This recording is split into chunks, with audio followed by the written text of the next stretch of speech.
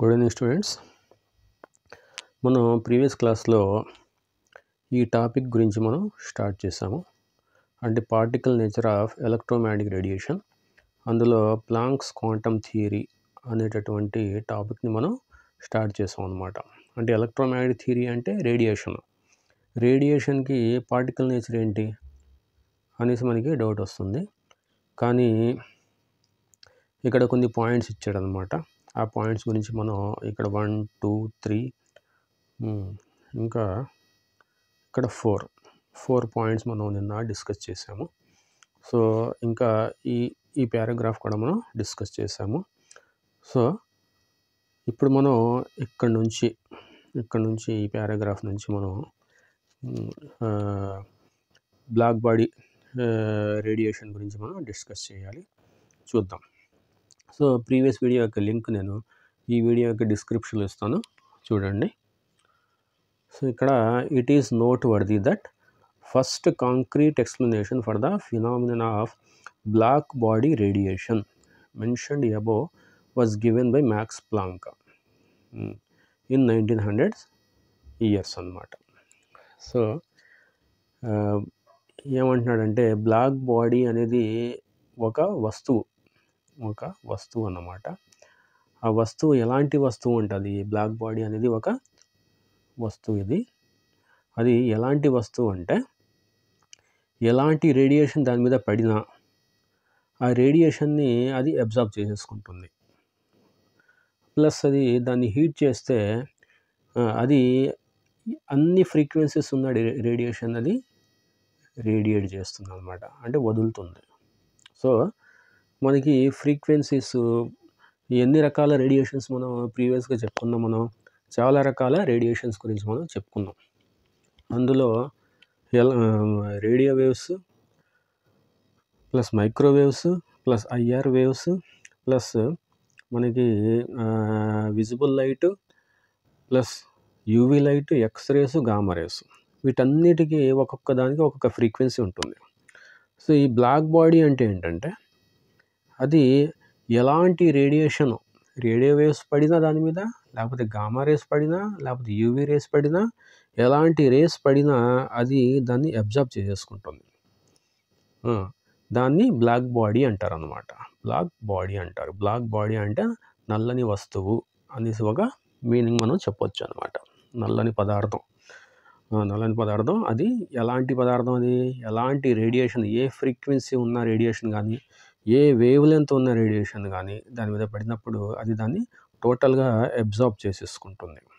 దాన్ని black body అంటారు. జనరల్గా అలాంటి బ్లాక్ బాడీ అనేది ఎగ్జిస్ట్ అవ్వదు, మనకి నేచర్లో అలాంటి వస్తువు ఉండదు. అదొక ఊహాజనితం అన్నమాట. ఐడియల్ బాడీ అన్నమాట. అది ఊహాజనితం. అలాంటి ఒక వస్తువు ఉంటే అనేది కాన్సెప్ట్ అన్నమాట అక్కడ. ప్లస్ దాన్ని హీట్ చేసినప్పుడు ప్రతి ఫ్రీక్వెన్సీ ఉన్న రేడియేషన్ అది బయటికి వదులుతుంది. ఓకే. సో అలాంటి బాడీ గురించి ఇక్కడ మాట్లాడతాం అనమాట. సో ఏమంటాడు? It is noteworthy that the first concrete explanation for the phenomena of black body radiation mentioned above was given by Max Planck in 1900. అంటే బ్లాక్ బాడీ రేడియేషన్ అన్ని రేడియేషన్స్ని ఎందుకు అబ్జర్వ్ చేసేసుకుంటుంది, ప్లస్ ప్రతి ఫ్రీక్వెన్సీ ఉన్న radiation అది ఎందుకు emit చేస్తుంది, బయటికి పంపిస్తుంది అనే ప్రూఫ్ మ్యాక్స్ ప్లాంక్ అనే ఆయన ఒక సైంటిస్ట్ 1900 సెంచరీలో అది మనకి ఎక్స్ప్లెయిన్ చేశాడనమాట. ఏమంటాడు? Let us first try to understand this phenomena which is given below. ఇక్కడ కింద ఒక ఫినామినా ఇచ్చాడంట, దాన్ని ముందు అర్థం చేసుకుందాం అంటున్నాడు. అదేంటి? అదే ఫినామినా ఏంటి? హాట్ ఆబ్జెక్ట్స్ అంటే వేడి వస్తువులు emit electromagnetic radiations over a wide range of wave lengths. అంటే ఒక వస్తువు ఉంది, ఇది ఒక మెటల్ అనుకోండి. ఫర్ ఎగ్జాంపుల్ ఒక మెటల్ ఉంది, దీన్ని మనం వేడి చేసాం. వేడి చేస్తే అది ఒక టెంపరేచర్కి వెళ్ళింది. ఆ టెంపరేచర్ దగ్గర సమ్ ఎక్స్ టెంపరేచర్ దగ్గరికి వెళ్ళింది. ఆ టెంపరేచర్ దగ్గర అది ఒక టైప్ ఆఫ్ రేడియేషన్ ఎమిట్ చేస్తుంది. మళ్ళీ ఇంకా మనం రేడియేషన్ పెంచాం, అంటే హీట్ పెంచాం, అది వై టెంపరేచర్ దగ్గరికి వెళ్ళింది.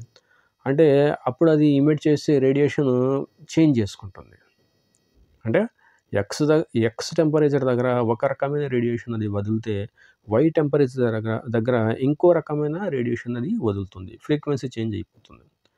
ఇంకా జెడ్ టెంపరేచర్ దగ్గర ఇంకో రకమైన రేడియేషన్ని, ఎలక్ట్రోమాగ్నెటిక్ రేడియేషన్ని అది బయటికి పంపిస్తూ ఉంటుంది.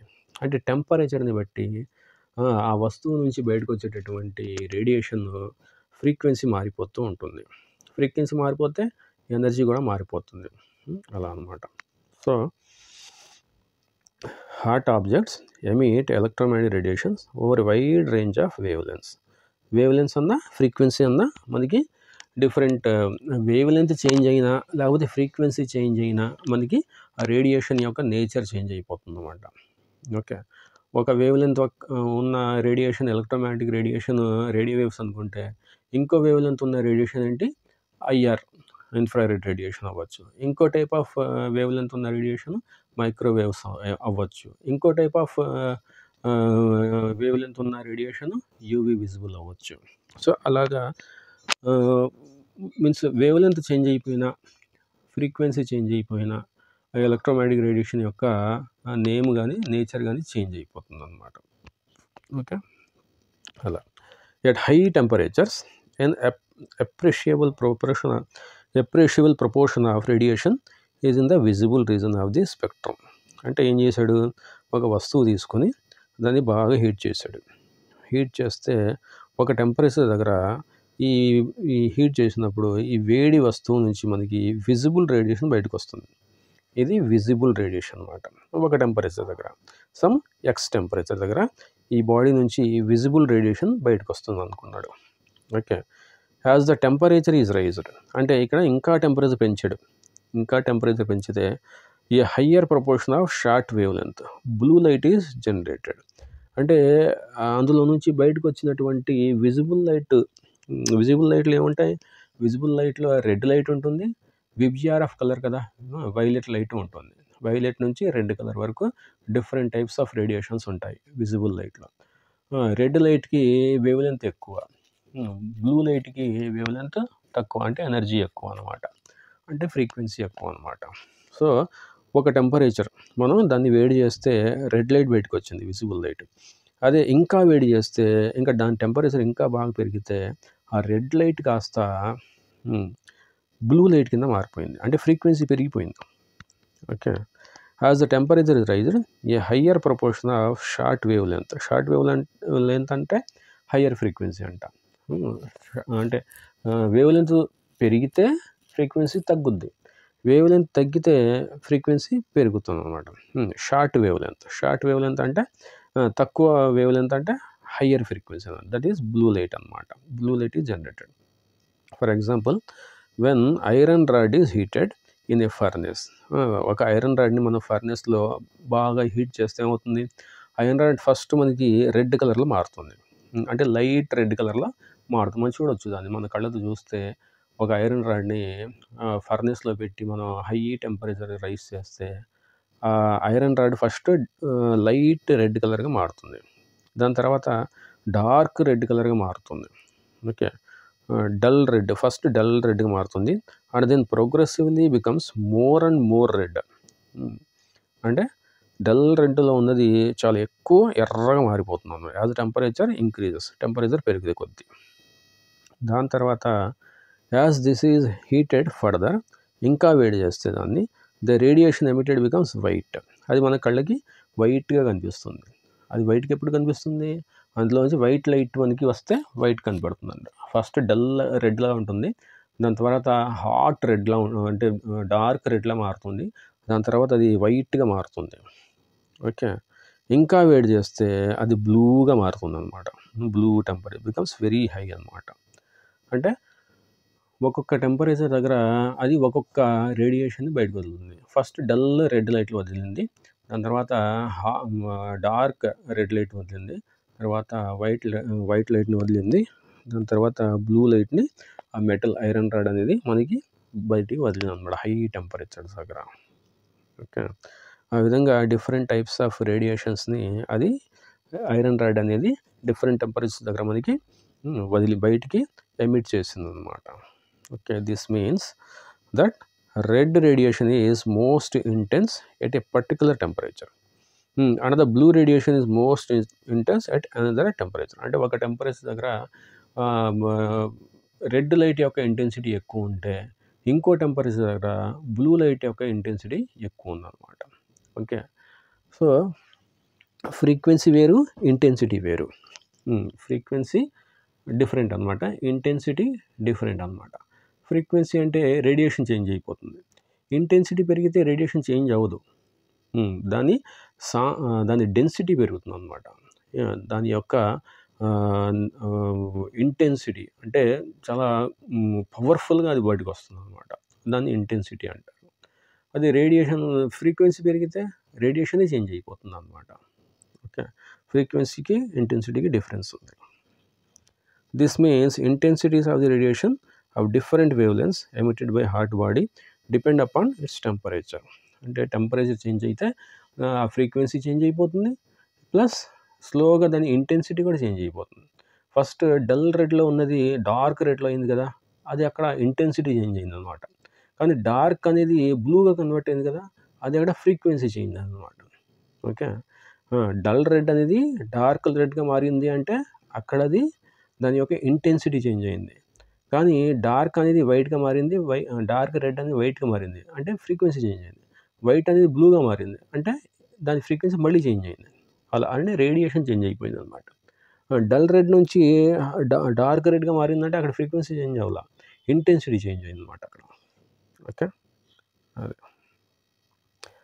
By late 1850s it was known that objects made of different materials and kept at different temperatures emit different amount of radiation. అంటే 1850స్లో వాళ్ళకి ఆ సైంటిస్టులకి ఏం తెలుసు అంటే డిఫరెంట్ వస్తువుల్ని, ఒక వస్తువు ఇది, ఇంకో వస్తువు ఇది, ఇంకో వస్తువు ఇది, దీన్ని ఒక టెంపరేచర్గా హీట్ చేసాం, అదే టెంపరేచర్గా హీట్ చేసాం, అదే టెంపరేచర్గా హీట్ చేసాం. ఇదొక టైప్ ఆఫ్ రేడియేషన్ బయటకు వదులుతుంది, ఇదొక టైప్ ఆఫ్ రేడియేషన్ బయటకు వదులుతుంది, ఇదొక టైప్ ఆఫ్ రేడియేషన్ని బయటకు వదులుతుంది. ఓకే, అదనమాట. డిఫరెంట్ టెంపరేచర్స్ దగ్గర ఈ వస్తువులు డిఫరెంట్ రేడియేషన్స్ని బయటకు వదలడాన్ని వాళ్ళు అబ్జర్వ్ చేస్తారనమాట. Okay, also when the surface of the object is irradiated with light అంటే electromagnetic radiation, a part of radiant energy is generally reflected as such. అంటే ఏమంటున్నాడంటే ఇక్కడ చూడండి, ఇక్కడ ఒక వస్తువు ఉంది, ఇక్కడ ఒక వస్తువు ఇలా ఉంది. ఇప్పుడు దీని మీదకి ఎలక్ట్రోమాగ్నెటిక్ రేడియేషన్ని పంపిస్తుంది, దాని మీద పడేట్టు చేస్తున్నాం అనమాట. ఎలక్ట్రోమాగ్నెటిక్ రేడియేషన్ అనేది ఇది రేడియేషన్, ఇది ఎలక్ట్రోమాగ్నెటిక్ రేడియేషన్ అంటారు, ఎలక్ట్రోమాగ్నెటిక్ రేడియేషన్. ఈ వస్తువు మీద, ఈ ఆబ్జెక్ట్ మీద పడింది అనమాట. అప్పుడు ఈ ఆబ్జెక్ట్ ఏం చేస్తుంది, ఈ పడినటువంటి ఈ రేడియేషన్ని ఇలా పక్కకి డైఫ్రాక్షన్ చేస్తుంది, లేకపోతే ఇది టోటల్గా అబ్జార్బ్ చేసేసుకుంటుంది. అబ్జార్బ్ చేసుకుంటే దీన్ని దాటి ఆ రేడియేషన్ బయటికి వెళ్దాం, లేకపోతే ట్రాన్స్మిట్ చేసేస్తుంది, అంటే యాజ్ ఇట్ ఈస్గా సేమ్ డైరెక్షన్లో అది బయటకు వచ్చేస్తుంది. ఇలా సేమ్ డైరెక్షన్లో బయటికి రావడాన్ని ట్రాన్స్మిషన్ అంటారు. ఇలా పక్కకి ఇలా వంగిపోవడాన్ని డైఫ్రాక్షన్ అంటారు. అదే అసలు ఈ ఆబ్జెక్ట్ మీద ఇలా పడి అక్కడ మాయమైపోతే, రేడియేషన్ పక్కకి ఎక్కడ కనిపించకపోతే దాన్ని అబ్జార్ప్షన్ అంటారు అనమాట. అంటే టోటల్గా అబ్జార్బ్ చేసేసుకుంది అనమాట అది. Okay, A part of radiated energy generally reflected అంటే డైఫ్రాక్షన్ అనమాట. Okay, as such a part of is absorbed and A part of it is transmitted. అంటే ఒక రేడియేషన్ ఈ వస్తువు మీద ఇలా పడినప్పుడు ఆ రేడియేషన్ యొక్క కొంత పార్ట్ ఇలా పక్కకి బెండ్ అయిపోతుంది, రిఫ్లెక్టెడ్ అనమాట. రిఫ్లెక్షన్ అనేది బ్యాక్ అనమాట. రిఫ్లెక్ట్ అంటే ఇలా బ్యాక్, డైఫ్రాక్టెడ్ అంటే ఇలా పక్కకి, ట్రాన్స్మిటెడ్ అంటే టోటల్గా ఇలా, అబ్జార్ప్షన్ అంటే ఇలా టోటల్గా దాని మీద పడి మాయమైపోవడం అనమాట. రిఫ్లెక్ట్ అంటే బ్యాక్ అనమాట, ఇలాగ ఇలా ఇలా పక్కకి, అది డైఫ్రాక్షన్ అనమాట. Okay, the reason for incomplete absorption is that ordinary objects are as a rule imperfect absorbers of radiation. అంటే జనరల్గా ఆర్డినరీ ఆబ్జెక్ట్స్ అంటే జనరల్గా మనకి రొటీన్గా మనకు కనిపించే ఆబ్జెక్ట్స్ అనేవి అన్ని టైప్స్ ఆఫ్ రేడియేషన్స్ని అబ్జార్బ్ చేసేసుకోవు. ఆ రేడియేషన్లో కొంత పార్ట్ని మాత్రమే అబ్జర్వ్ చేసుకుంటాయి అన్నమాట. అంటే మనం టోటల్ రేంజ్ ఆఫ్ ఎలక్ట్రోమాగ్నెటిక్ రేడియేషన్ని దాని మీద పడేట్టు చేస్తే ఆ వస్తువు అనేది మేబీ ఐఆర్ రేడియేషన్ని అబ్జర్వ్ చేసుకోవచ్చు, యూవీ రేడియేషన్ని, విజిబుల్ రేడియేషన్ బయటకు వదిలేయచ్చు, లేకపోతే విజిబుల్ రేడియేషన్ని అది అబ్జర్వ్ చేసుకోవచ్చు, మేబీ ఎక్స్రేస్ని, లేకపోతే గామా రేస్ని, లేకపోతే రేడియో వేవ్స్ని అది బయటకు పంపించేయచ్చు. అంటే అది దాని యొక్క నేచర్ని బట్టి ఒక టైప్ ఆఫ్ రేడియేషన్ని అబ్జర్వ్ చేసుకుంటుంది, ఇంకో టైప్ ఆఫ్ రేడియేషన్ని రిఫ్లెక్ట్ చేసేస్తుంది, ఇంకో టైప్ ఆఫ్ రేడియేషన్ అయితే ట్రాన్స్మిట్ చేసేస్తుంది, ఇంకో టైప్ ఆఫ్ రేడియేషన్ అంటే దాన్ని డైఫ్రాక్ట్ చేసేస్తుంది. ఇలాగా అలా అంటే ఆ బాడీ యొక్క ఆ వస్తువు యొక్క నేచర్ మీద డిపెండ్ అవుతుంది. ఓకే. కానీ an ideal body which emits and absorbs radiations of all frequencies uniformly is called a black body, and the radiation emitted by such a body is called black body radiation. అది ఇక్కడ మనం ఏం discuss చేస్తాం, జనరల్గా ఏదో ఒకటి వస్తువు, కానీ మనకు అది బ్లాక్ బాడీ అంటే ఏంటంటే దీని మీద ఏ ఫ్రీక్వెన్సీ ఉన్న రేడియేషన్ దాని మీద పడినా అది దాన్ని రిఫ్లెక్ట్ చేయదు, ఎమిట్ చేయదు, డైఫ్రాక్ట్ చేయదు, టోటల్గా అబ్జర్వ్ చేసేసుకుంటుంది. ఇంకా అది రేడియేషన్ దాని మీద పడిన రేడియేషన్ పక్కకి ఇక్కడ కనిపించదు, ఓన్లీ అది టోటల్గా అబ్జర్వ్ చేసేసుకుంటుంది. అలాంటి బాడీని బ్లాక్ బాడీ అంటారు. సో అలాంటి బాడీ నుంచి ఏదైనా రేడియేషన్ బయటకు వస్తే ఆ రేడియేషన్ని బ్లాక్ బాడీ రేడియేషన్ అనేసి అంటారు అన్నమాట.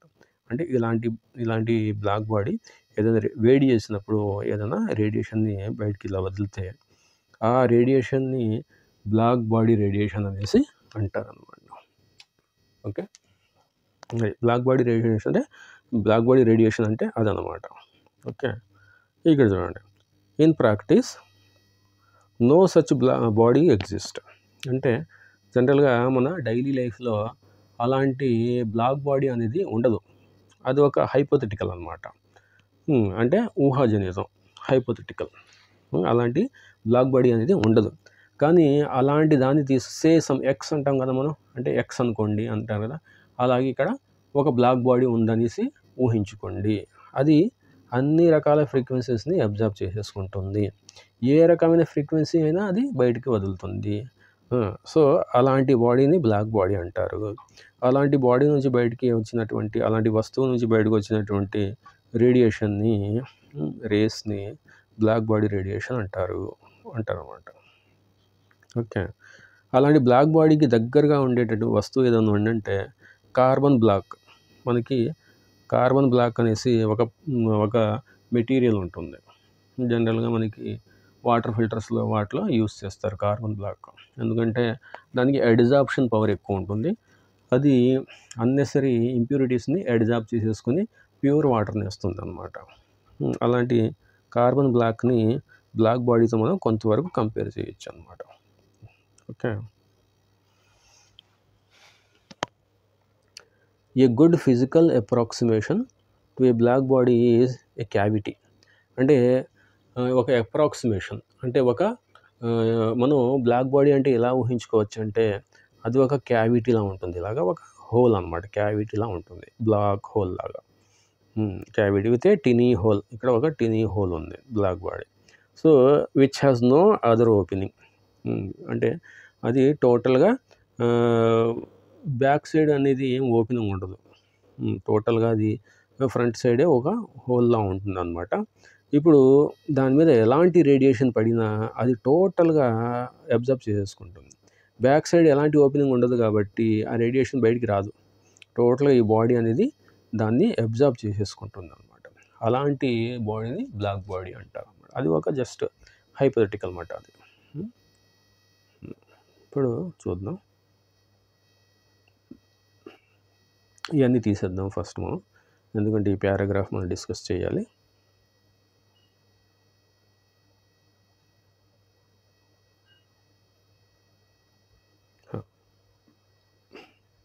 సో ఇక్కడ anyway entering the hole will be reflected by cavity walls and will be eventually absorbed by the walls అనమాట. అంటే ఆ క్యావిటీలో ఉన్నటువంటి వాల్స్ ఎలాంటి రేడియేషన్ అయినా టోటల్గా అబ్జర్వ్ చేసేసుకుంటాయి అనేసి చెప్తుందంట. ఆ వాల్స్ని దాటి రేడియేషన్ అనేది బయటికి రాదు అదనమాట. Okay. A black body is also a perfect radiator of radiant energy. ఒకవేళ ఆ బ్లాక్ బాడీ కనుక మనం బాగా హీట్ చేస్తే ఆ బ్లాక్ బాడీలో నుంచి అన్ని ఫ్రీక్వెన్సీస్ ఉన్న రేడియేషన్ బయటకు వస్తుంది. కానీ మన డైలీ లైఫ్లో మనం ఒక వస్తువుని హీట్ చేస్తే అందులోంచి కొన్ని ఫ్రీక్వెన్సీస్ ఉన్న రేడియేషన్ మాత్రమే అది ఎమిట్ చేయగలదు. కానీ బ్లాక్ బాడీ అనేది దాన్ని మనం హీట్ చేస్తే అది రేడియో వేవ్స్ని ఎమిట్ చేయగలదు ఒక టెంపరేచర్ దగ్గర, ఇంకో టెంపరేచర్ దగ్గర గామా వేవ్స్ కూడా అది ఎమిట్ చేయగలదు, ఇంకో టెంపరేచర్ దగ్గర యూవీ రేడియేషన్ కూడా అది ఎమిట్ చేయగలదు. అంటే ఉన్నటువంటి ప్రతి రేడియేషన్ని ఎలక్ట్రోమాగ్నెటిక్ స్పెక్ట్రంలో ఉన్నటువంటి ప్రతి ఫ్రీక్వెన్సీ ఉన్న రేడియేషన్ని ఆ బ్లాక్ బాడీ అనేది హీట్ చేసినప్పుడు డిఫరెంట్ టెంపరేచర్స్ దగ్గర ఎమిట్ చేయగలదు అనమాట. ఓకే. ఫర్దర్ మోర్ ఇంకేంటంటే దాని గురించి a black body is in thermal equilibrium with its surroundings. It radiates some energy of some amount of energy per unit area as it absorbs from its surroundings in any given time. అంటే ఏంటంటే ఒక black body అనేది మనం ఇక్కడ పెట్టాం, ఇలా పెట్టాం, దానికి సరౌండింగ్ ఉంది, అట్మాస్ఫియర్ ఉంది. ఇప్పుడు అట్మాస్ఫియర్ టెంపరేచర్ ఎంత ఉంది, ఆ టెంపరేచర్కి అనుగుణంగా ఈ బ్లాక్ బాడీ అనేది దాని టెంపరేచర్ని అడ్జస్ట్ చేసేసుకుంటుంది. సో ఆ టెంపరేచర్ దగ్గర అది ఎమిట్ చేయగలిగినటువంటి రేడియేషన్ని బయటికి ఎమిట్ చేస్తుంది అనమాట. అంటే అది తన టెంపరేచర్ని ఆ సరౌండింగ్స్కి అనుగుణంగా అడ్జస్ట్ చేసేసుకొని ఆ టెంపరేచర్ దగ్గర అది రిలీజ్ చేయగలిగినటువంటి ఫ్రీక్వెన్సీస్ని బయటికి పంపిస్తుంది అనమాట. అంటే అది టెంపరేచర్తో అడ్జస్ట్ అయిపోతుంది కాబట్టి సరౌండింగ్తో అది ఈక్విలిబ్రియంలో ఉంటుందన్నమాట. ఇంకా దాన్ని తీసి వేరే అట్మాస్ఫియర్లో పెట్టామనుకోండి, ఆ టెంపరేచర్కి అనుగుణంగా దాని ప్రెషర్కి అనుగుణంగా ఆ అట్మాస్ఫియర్కి అనుగుణంగా ఆ బ్లాక్ బాడీ అనేది అది దాని అంతటా అది అడ్జస్ట్ అయిపోతుంది. ఓకే. అది దాని యొక్క క్వాలిటీ అనమాట. అది the amount of light emitted, intensity of radiation. Amount of light అంటే ఏంటి, ఇంటెన్సిటీ. టైప్ ఆఫ్ లైట్ అంటే ఫ్రీక్వెన్సీ అనమాట. అమౌంట్ ఆఫ్ లైట్ అంటే ఇంటెన్సిటీ. అంటే టైప్ ఆఫ్ లైట్ అంటే రేడియో వేవ్సా ఒక టైపు, యూవీ రేసా ఇంకో టైపు. అలా టైప్ అంటే మనకి ఫ్రీక్వెన్సీ మారిపోతుంది. అమౌంట్ అంటే ఆ రేడియో వేవ్స్లోనే ఇంకా ఎక్కువ మొత్తం అనమాట, ఎక్కువ అమౌంట్ ఆఫ్ రేడియేషన్ అనమాట. అది ఇంటెన్సిటీకి సమానం అనమాట. ఓకే. ఫ్రీక్వెన్సీకి ఇంటెన్సిటీకి తేడా ఉంటుంది. Okay. From black body and its spectral distribution depends only on its temperature. అంటే టెంపరేచర్ ఎంత పెంచితే మనకి ఆ పర్టికులర్గా ఆ రేడియేషన్ దగ్గర దాని యొక్క ఇంటెన్సిటీ అంత పెరుగుతుంది అన్నమాట. ఓకే. ఇంకా పెంచితే ఫ్రీక్వెన్సీ చేంజ్ అయిపోతుంది, కానీ కొద్దిగా ఆ టెంపరేచర్కి ఆ రేంజ్లోనే ఆ రేడియేషన్ యొక్క రేంజ్లోనే పెంచుతూ పోతే దాని యొక్క ఇంటెన్సిటీ కూడా ఇంకా పెరిగి పెరిగి పెరిగి ఆ ఇంటెన్సిటీ కాస్త ఫ్రీక్వెన్సీ కింద ఇంకా టెంపరేచర్ పెంచినప్పుడు కన్వర్ట్ అయిపోతుంది అన్నమాట. ఓకే. తర్వాత at a given temperature intensity of radiation emitted increases with the increase of wavelength. అంటే ఏమంటాడు మళ్ళీ చూద్దాం.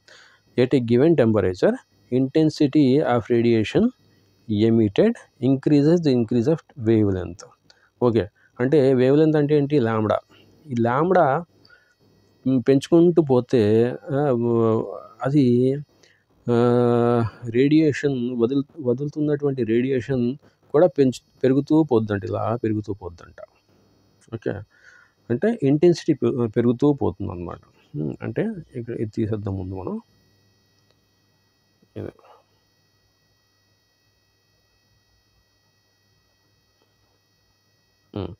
ఏమంటున్నాడంటే ఒక లాంబ్డా ఉంది ఇక్కడ, అంటే వేవ్ లెంత్ ఉంది. వేవ్ లెంత్ మనం పెంచుతూ పోతుందంటే ఇలా మనం లెఫ్ట్ రైట్ ఇలా రావాలండి. ఇక్కడ వేవ్ లెంత్ తక్కువ ఉంటుంది, ఇక్కడ వేవ్ లెంత్ కొంచెం పెరిగింది, ఇంకా వేవ్ లెంత్ ఇంకా పెరిగింది, ఇంకా వేవ్ లెంత్ ఇంకా పెరిగింది. ఏమంటున్నాడు, ఎట్ గివెన్ టెంపరేచర్ అంటే ఒక ఫిక్స్డ్ టెంపరేచర్ తీసుకుందాం, T1 అనుకోండి, ఒక ఫిక్స్డ్ టెంపరేచర్ దగ్గర. Okay. At given temperature intensity of radiation emitted increases with the increase of wavelength. అంటే ఇంటెన్సిటీ ఈ లాంబ్డా పెరిగే కొద్దీ ఇంటెన్సిటీ ఇలా పెరుగుతుంది అంటున్నాడు. ఓకే. ఇప్పుడు reaches a maximum value at a given wavelength and then start decreasing with further increase of wavelength. అంటే ఇలా పెరుగుతుంది, ఒక మ్యాక్సిమం వాల్యూ చేరుకుంటుంది, మళ్ళీ ఇంకా వేవ్లెంత్ పెరిగితే అది అలా తగ్గిపోతుంది ఇంటెన్సిటీ అంటున్నాడు. అంటే ఒక పర్టికులర్ వేవ్లెంత్ దగ్గర ఒక పర్టికులర్ టెంపరేచర్ దగ్గర అది రేడియేషన్ యొక్క ఇంటెన్సిటీ చాలా హైగా ఉంటుంది అంటున్నాడు అనమాట. అంటే ఈ T1 అనే టెంపరేచర్ దగ్గర ఎగ్జాక్ట్గా ఈ వేవ్ లెంత్ దగ్గర దాని యొక్క ఇంటెన్సిటీ మ్యాక్సిమం ఉంటుంది. అంటే గ్రాఫ్ ఇలా వస్తుంది అంటున్నాడు. గ్రాఫ్ అనేది ఇలా ఏ షేప్లో వస్తుంది, వేవ్ లెంత్ పెంచుతూ పోతే దాని యొక్క ఇంటెన్సిటీ కూడా ఇక్కడ ఇంటెన్సిటీ తీసుకుంటాం అన్నమాట. గ్రాఫ్ అప్పుడు ఇలా వస్తుంది అంటున్నాడు అన్న. కింద గ్రాఫ్ ఇచ్చినట్టు ఉన్నాడు. ఇక్కడ చూడండి గ్రాఫ్ ఇచ్చాడు. ఇది T1 అంటే ఇది T1 దగ్గర ఈ వేవ్ లెంత్ ఇలా పెంచుకుంటూ పోతున్నాడు. పోతే ఇక్కడ ఇంటెన్సిటీ ఇచ్చాడు చూడండి, ఈ వై యాక్సిస్. ఈ బ్లూ కలర్ లైన్ కనిపిస్తుంది కదా, అది బ్లూ కలర్ లైన్. సో అది ఇలా పెరిగి ఇలా తగ్గుతుంది చూడండి. అంటే ఒక పాయింట్ దగ్గర, ఈ పాయింట్ దగ్గర ఇంటెన్సిటీ మ్యాక్సిమం వచ్చింది, మళ్ళీ తగ్గిపోయింది అనమాట. ఓకే. సో అదే చెప్తున్నారు అనమాట ఇక్కడ.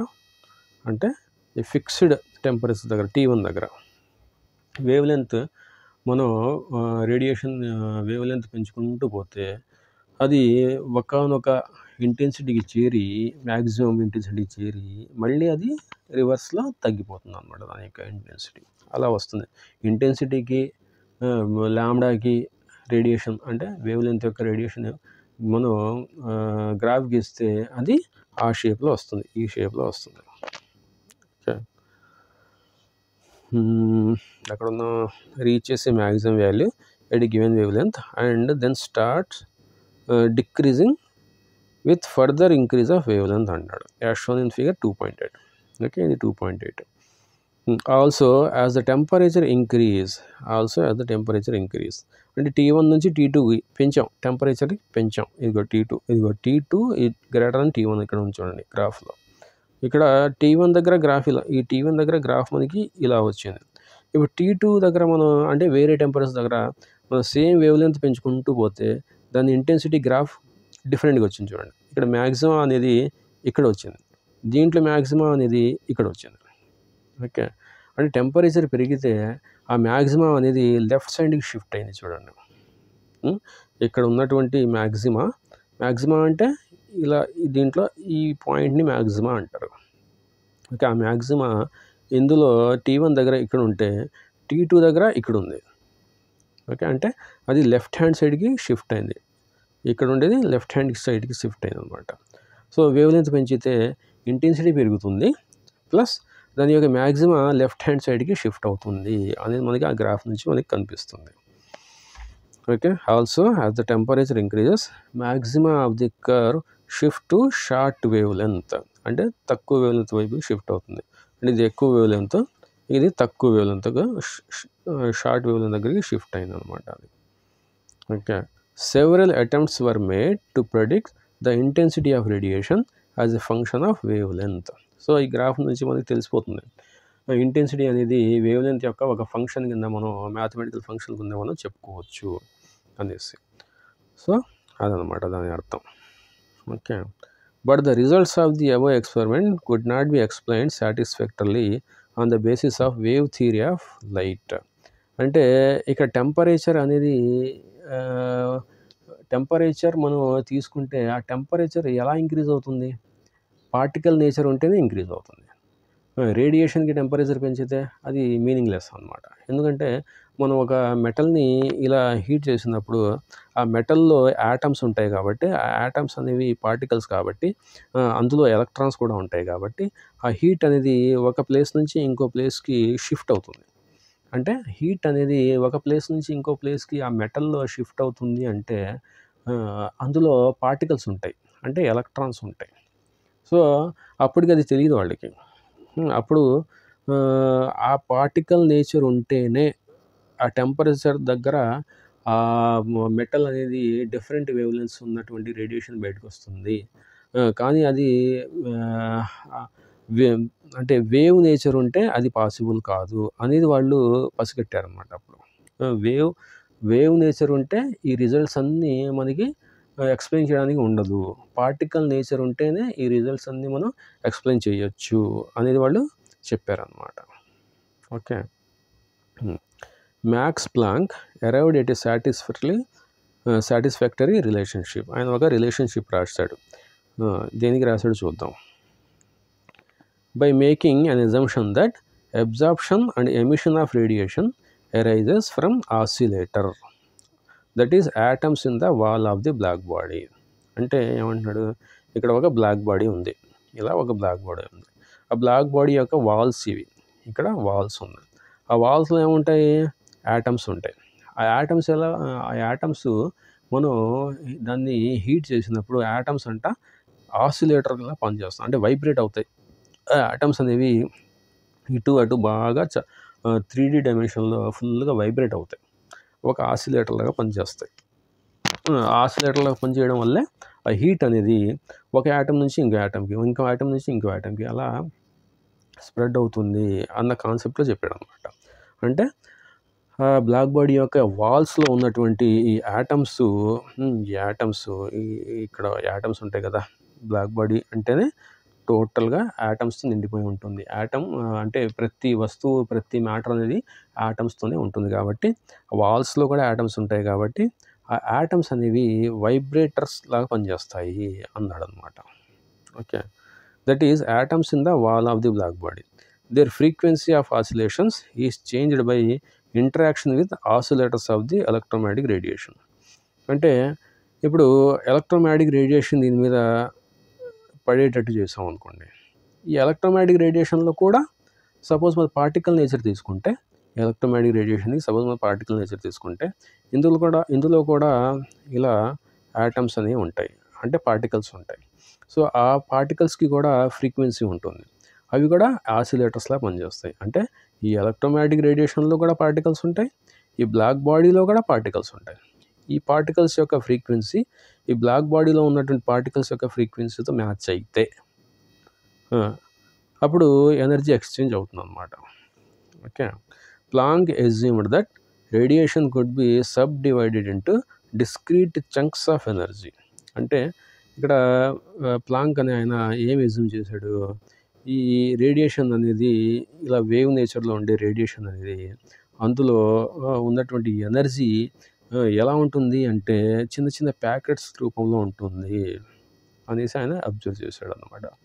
ఆ ప్యాకెట్స్ని ఏమన్నాడంటే ఆయన small chunks of energy. He suggested that atoms and molecules could emit or absorb energy only in discrete quantities and not in continuous manner. అంటే ఏమంటాడు, ఇది తీసేద్దాం. ఆయన ప్లాంక్ ఏమంటున్నాడంటే, ఒక వస్తువు ఇక్కడ ఉంది, బ్లాక్ బాడీ ఇక్కడ ఉంది మనకి. ఇప్పుడు రేడియేషన్ని దాని మీద మనం ఇలా దాని మీద పడేట్టు చేస్తున్నాం. అప్పుడు ఈ వచ్చిన రేడియేషన్ యాజ్ ఇట్ ఈజ్గా ఈ బ్లాక్ బాడీ అనేది అబ్జర్వ్ చేసేసుకోదు. అందులో ఉన్నటువంటి ఈ ప్యాకెట్స్ ఉన్నాయి కదా, ఈ ఎనర్జీ ప్యాకెట్స్ అని చెప్పుకున్నాం కదా, ఆ ప్యాకెట్స్ని ఆగి అబ్జర్వ్ చేసుకుంటుందంట. అంటే ఒక ప్యాకెట్ని అబ్జర్వ్ చేసుకుంది, ఇంకో ప్యాకెట్ని అబ్జర్వ్ చేసుకుంది, ఇంకో ప్యాకెట్ని అబ్జర్వ్ చేసుకుంది, అంటే ఇంటర్వెల్స్లో ఆ ఎనర్జీ ప్యాకెట్స్ని అబ్జర్వ్ చేసుకుంటుందంట ఈ బ్లాక్ బాడీ అనేది. అంతేగాని వచ్చినట్టు అది టోటల్గా అబ్జర్వ్ అలా చేసేసుకుంటూ పోదన్నమాట. ఓకే. అంటే వచ్చిన రేడియేషన్ వచ్చినట్టుగా ఆ బాడీలోకి దూరిపోదు. అది ఆ రేడియేషన్ ఏ ఫామ్లో అబ్జర్వ్ చేసుకోండి, పార్టికల్స్ ఫామ్లో అబ్జర్వ్ చేసుకుంటుంది అనమాట. ఓకే. అంటే ఇప్పుడు మనం వాటర్ తాగామనుకో, ఒకేసారి టోటల్గా మన బాడీలోకి వాటర్ వెళ్ళిపోతుంది, అంటే కంటిన్యూస్గా మనం తాగేస్తాం. కానీ మనం భోజనం చేసామనుకో, టిఫిన్ చేస్తున్నాం, భోజనం చేస్తున్నాం, అంటే ఒక్కొక్క ముద్ద మన లోపలికి వెళ్తుంది, అలా అనమాట. అంటే ఈ రేడియేషన్ అనేది ఒక్కొక్క ప్యాకెట్ ఈ బ్లాక్ బాడీ అనేది అబ్జర్వ్ చేసుకుంటుంది తప్ప మనం వాటర్ తాగినట్టు వచ్చిన రేడియేషన్ వచ్చినట్టుగా ఇది టోటల్గా అబ్జర్వ్ చేసేసుకోదన్నమాట అనేది ఆయన చెప్పాడు. ఓకే. ఇప్పుడు ఒక్కొక్క ప్యాకెట్ అన్నాం కదా, ఆ ప్యాకెట్కి చాలా తక్కువ ఎనర్జీ ఉన్నటువంటి ఒక్క ప్యాకెట్కి ఆయన he gave the name quantum to the smallest quantity of energy that can be emitted or absorbed in the form of electromagnetic radiation. అంటే ఇక్కడ ఇది వచ్చి దీని మీద పెడుతున్నప్పుడు ఈ బ్లాక్ బాడీ ప్యాకెట్స్ ఫామ్లో ఆ ఎనర్జీని అబ్జర్వ్ చేసుకుంటుంది అని చెప్పాడు కదా. ఆ ప్యాకెట్ని ఆయన ఏమన్నాడంటే క్వాంటమ్ అన్నాడు అనమాట. క్వాంటమ్. అక్కడి నుంచి మనకి క్వాంటమ్ మెకానిక్స్ అనేది స్టార్ట్ అయిందనమాట. ఆ క్వాంటమ్ అంటే ఏంటంటే ఈ ఎలక్ట్రోమాగ్నెటిక్ రేడియేషన్లో స్మాలెస్ట్ ఎనర్జీ ఉన్నటువంటి ఈ చిన్న ప్యాకెట్స్ అన్నమాట. దాన్ని క్వాంటమ్ అన్నాడు అనమాట. ప్లాంక్ ఫస్ట్ ఇచ్చిందే ప్లాంక్ అనమాట name. Okay. The energy of the quantum of radiation. ఆ చిన్న ప్యాకెట్ యొక్క ఎనర్జీ ఎంత ఉంటుంది? చిన్న ప్యాకెట్ యొక్క ఎనర్జీ ఎంత ఉంటుందంటే దాని యొక్క ఫ్రీక్వెన్సీ మీద డిపెండ్ అవుతుంది. అదొక పార్టికల్ కదా. ఇప్పుడు పార్టికల్లా ఉంది కదా. పార్టికల్కి ఆసిలేషన్ ఉంది కదా. పార్టికల్ యొక్క ఆసిలేషన్ అంటే ఏంటి? ఫ్రీక్వెన్సీ. అంటే ఒక సెకండ్లో ఎన్ని టైమ్స్ అది ఆసిలేట్ అయితే అదే దాని ఫ్రీక్వెన్సీ. న్యూతో మనం సూచిస్తాం అనమాట. ఇప్పుడు ఆ ప్యాకెట్ యొక్క ఎనర్జీ ఈ ఈజ్ ఈక్వల్ టు ఏమన్నాడు? E is directly proportional to mu కదా. ఈ అనేది directly proportional to mu. So ఇప్పుడు ప్రపోర్షనాలిటీ కాన్స్టెంట్ ఏమి ఇచ్చాడంటే దీనికి హెచ్ ఇచ్చాడు. ఇక్కడ ఇచ్చాడు H nu. Okay. E is directly proportional to nu అంటే energy of the packet, energy of the quantum E directly proportional to frequency of the quantum. ఫ్రీక్వెన్సీకి directly proportional ఉంటుంది. ఈ ప్రపోర్షనాలిటీ పోవాలంటే మనం దాన్ని ఒక కాన్స్టెంట్తో మల్టిపుల్ చేయాలని మనకు తెలుసు. ఆ కాన్స్టెంట్ని ఆయన హెచ్ అనుకున్నాడు అనమాట. ఆ హెచ్ అంటే దాన్ని ఏం పేరు పెట్టండి? Planks constant. ప్రపోర్షనాలిటీ కాన్స్టెంట్ని హెచ్ అన్నాడు. దట్ ఈస్ ప్లాంక్స్ కాన్స్టెంట్ అనమాట. సో ఆ హెచ్ వాల్యూని ఆయన క్యాల్కులేట్ చేశాడు. కొన్ని ఎక్స్పెరిమెంట్స్ చేసి కొన్ని క్యాల్కులేట్ చేసి ఆ హెచ్ యొక్క వాల్యూని ఎంత చెప్పాడంటే 6.626 × 10⁻³ జౌల్స్ సెకండ్. దాని యొక్క యూనిట్ అనమాట. ప్లాంక్స్ కాన్స్టెంట్ యొక్క యూనిట్ అంతా జౌల్స్ సెకండ్. ఓకే. అది ప్లాంక్స్ కాన్స్టెంట్ వాల్యూ. ఇది ఇంపార్టెంట్. ప్లాంక్స్ కాన్స్టెంట్ అంటే ఎంత అది గుర్తుపెట్టుకోవాలన్నమాట. Okay. So with this theory Planck was able to explain the distribution of intensity in the radiation from black body as a function of frequency or wavelength at different temperatures. అంటే ఈ రిలేషన్తో మనకి ఏం చెప్పాడు? Intensity of the radiation అనేది frequency మీద depend అవుతుంది. అంటే frequency కానీ వేవ్ లెంత్. ఫ్రీక్వెన్సీ అంటే ఏంటి? రివర్స్ ఆఫ్ వేవ్ లెంత్ అనమాట. సో ఇంటెన్సిటీ కానీ ఎనర్జీ కానీ ఒక రేడియేషన్కి ఉన్నటువంటి ఎనర్జీ కానీ దాని యొక్క ఫ్రీక్వెన్సీ కానీ ఆ రేడియేషన్ యొక్క క్వాంటమ్ యొక్క ఫ్రీక్వెన్సీ మీద కానీ వేవ్ లెంత్ మీద కానీ డిపెండ్ అవుతుంది. అది ఒక్కొక్క టెంపరేచర్గా ఒక్కొక్క విధంగా ఉంటుంది అనేది ఆయన ఇచ్చిన ఎక్స్ప్లెనేషన్ అనమాట. ఈ అన్నిటికీ ఎలా సాధ్యం అంటే ఆ రేడియేషన్కి పార్టికల్ నేచర్ ఉంటేనే సాధ్యం అనేది ఆయన ఎక్స్ప్లెయిన్ చేశాడు అనమాట. సో అది బ్లాక్ బాడీ రేడియేషన్ గురించి. ఓకే. దాని తర్వాత మనకి క్వాంటైజేషన్ అనే ఒక టాపిక్ ఇక్కడ కనిపిస్తుంది. క్వాంటైజేషన్. ఈ క్వాంటైజేషన్ అంటే ఏంటి? క్వాంటైజ్డ్ అంటారు. ఎనర్జీ స్టేట్స్ ఆర్ క్వాంటైజ్డ్ అంటారు. Energy states. సో అది ఏంటి? దాని గురించి టోటల్గా డిస్కస్ చేద్దాం మనం నెక్స్ట్ క్లాస్లో. దాని గురించి ఆ క్వాంటైజేషన్ గురించి మనం చూద్దాం. ఈ క్లాస్లో మనం బ్లాక్ బాడీ రేడియేషన్ గురించి చూసాము. ఇంకా నెక్స్ట్ క్లాస్లో మనం ఈ quantization of electromagnetic radiation energy states గురించి మనం చూద్దాం అన్నమాట. ఓకే. అప్పటి వరకు టేక్ కేర్. బాయ్.